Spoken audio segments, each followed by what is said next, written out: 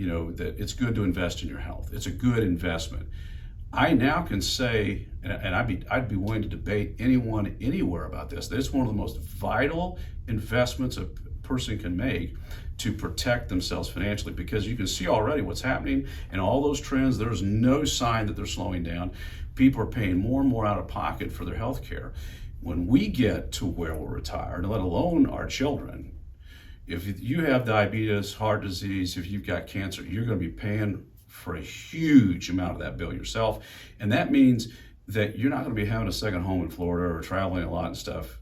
Your excess income beyond the essentials is going to be to pay for your health care, unless you've stayed out of that. And the beauty of it is, if you make that investment, you can enjoy great health all your life and avoid that scenario.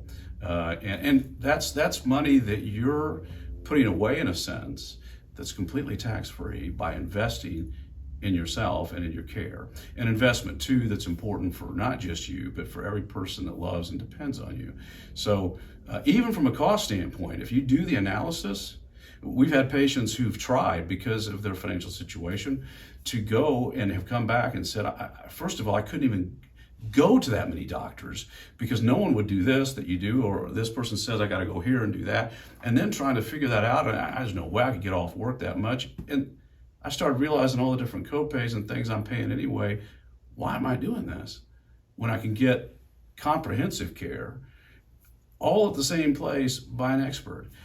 So the good news is that, yes, investing in your health, there is considerable expense to that, but it certainly isn't out of line with anything else we put money in. When you think about what we spend on luxuries and entertainment, etc., I think it would make sense that we would invest at least as much in our health. But again, the good news is that I believe that excellent care in the long run is actually less expensive for you than the kind of care that you don't even like and enjoy and don't even feel like is good quality care right now.